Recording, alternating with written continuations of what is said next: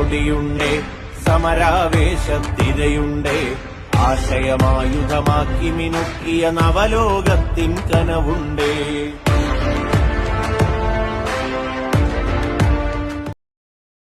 ആവശ്യമില്ലാത്ത ലൈറ്റുകൾ ഓഫാക്കിയാൽ, കടകളിലാണെങ്കിലും വീടുകളിലാണെങ്കിലും ആവശ്യമില്ലാത്ത ലൈറ്റുകൾ ഓഫാക്കിയാൽ രാത്രി കാലങ്ങളിൽ കുറയും. പിന്നെ രാത്രി കാലങ്ങളിൽ അയൺ ബോക്സ് ഉപയോഗിക്കുന്നതും അങ്ങനെയുള്ള മോട്ടോറുകൾ പ്രവർത്തിക്കുന്നതും ഒഴിവാക്കിയാൽ, ഉപകരണങ്ങൾ കഴിയുന്നത്ര പകൽ സമയത്ത് ഉപയോഗിച്ചാൽ അവിടെ നമുക്ക് രാത്രി കാലത്തെ അത്യാവശ്യങ്ങൾക്ക് ഉപയോഗിക്കാൻ വേണ്ടി വൈദ്യുതി കിട്ടും. അങ്ങനെയും സഹകരിക്കണമെന്ന് ഞാൻ അഭ്യർത്ഥിക്കുകയാണ്.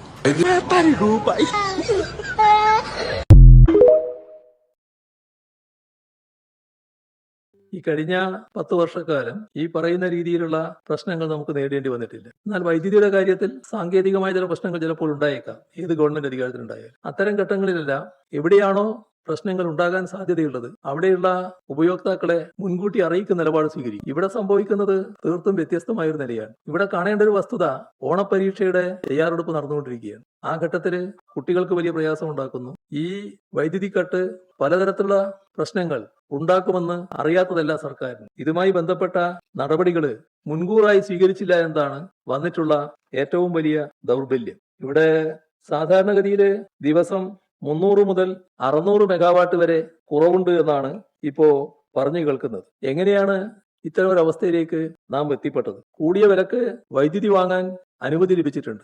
പക്ഷേ ജൂലൈയിലെ ഒരു ഹ്രസ്വകാല കരാറിലൂടെ വാങ്ങാൻ തയ്യാറായത് 150 മെഗാവാട്ട് മാത്രമാണ്. അപ്പോൾ നേരത്തെ ആവശ്യമായ തയ്യാറെടുപ്പ് നടത്തിയില്ലാന്നല്ലേ ഇത് കാണിക്കുന്നത്? അതിന്റെ ഭാഗമായിട്ടല്ലേ ഇത്തരമൊരു ദുരവസ്ഥ വന്നിട്ടുള്ളത്? കേരളത്തിൽ വൈദ്യുതി എത്ര ആവശ്യമുണ്ട്, കയ്യിൽ എത്രയുണ്ട്, എത്ര ഷോർട്ടേജ് ഉണ്ട്, അതെങ്ങനെ പരിഹരിക്കാനാകും? ഇതെല്ലാം നേരത്തെ തന്നെ പ്ലാൻ ചെയ്തു പോകേണ്ടതില്ല. കേരളത്തിലെ വൈദ്യുതി രംഗം നല്ല ശക്തി പ്രാപിച്ചൊരു കാലമാണ് ഈ കഴിഞ്ഞ ദശാബ്ദക്കാലം. കാരണം ട്രാൻസ്മിറ്റ് പദ്ധതി 10,000 കോടി രൂപ ചെലവിട്ടുള്ളതാണ്. എടമൺ കൊച്ചി പവർ ഹൈവേ പൂർത്തിയാകില്ല എന്ന് കണക്കാക്കിയത് പൂർത്തിയാക്കാൻ നമുക്ക് കഴിഞ്ഞിട്ടുണ്ട്. അതേപോലെ തന്നെ ആഭ്യന്തര ഉത്പാദനം 2092 മെഗാവാട്ടാണ് വർദ്ധിപ്പിക്കാൻ ആ ഘട്ടത്തിൽ കഴിഞ്ഞത്. ഇങ്ങനെയെല്ലാമുള്ള നിലയിൽ നല്ല മെച്ചപ്പെട്ട അവസ്ഥയിലേക്ക് വൈദ്യുതി മേഖല എത്തിയതാണ്. പക്ഷേ വസ്തുതയായി കാണണമല്ലോ, നമ്മുടെ കയ്യിലുള്ള വൈദ്യുതി കൊണ്ട് മാത്രം പ്രശ്നങ്ങൾ പരിഹരിക്കാനാവില്ല. അപ്പൊ അതിനാവശ്യമായ തയ്യാറെടുപ്പ് നേരത്തെ നടത്തണം, ആവശ്യമായത്ര വൈദ്യുതി വാങ്ങണം. അതിൽ പൂർണ്ണമായ കെടുകാര്യസ്ഥയാണ് ഉണ്ടായിട്ടുള്ളത്. ഇത് ജനങ്ങളെ ഇട്ടുകൊണ്ട് ഇങ്ങനെ ഒരു അമ്മാനമാടാൻ പാടില്ല.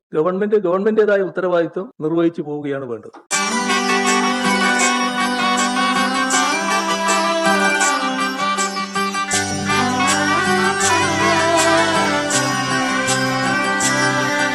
ഇവളണിയും പൊന്നല്ലേ, കനവുണരും ദിനമല്ലേ, മുഞ്ചത്തി പെണ്ണിൻ നിൻ മനം, പെണ്ണഴകിനു മിഴിവേകി എന്നെന്നും നിന്നില്ലേ, മാറ്റേറും പൊന്നിൻ താരമേ.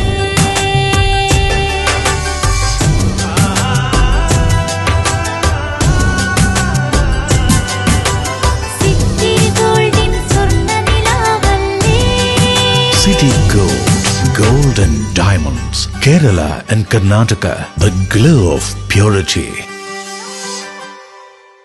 വീടായാലും ഇൻഡസ്ട്രിയലായാലും ബിസിനസ്, വിദ്യാഭ്യാസ സ്ഥാപനങ്ങളോ മതപരമായ സ്ഥാപനങ്ങളോ ആണെങ്കിലും വയറിംഗ് വർക്കുകൾ, HT, LT കണക്ഷൻ എന്നിവയ്ക്ക് ഗവൺമെന്റ് ലൈസൻസ്ഡ് ഇലക്ട്രിക്കൽ കോൺട്രാക്ടറായ പള്ളങ്ങോട് ഇലക്ട്രിക്കൽ വർക്സിനെ തന്നെ ഏൽപ്പിക്കണം. പണി കമ്മിറ്റ് ചെയ്ത സമയത്ത് തന്നെ തീർത്തു തരും. കൂടാതെ നിങ്ങളുടെ സ്ഥാപനത്തിൽ അനുമതിയില്ലാതെ ജനറേറ്റർ സ്ഥാപിച്ചിട്ടുണ്ടെങ്കിൽ പള്ളങ്ങോട് ഇലക്ട്രിക്കൽ വർക്സിനെ ഏൽപ്പിച്ചോളൂ.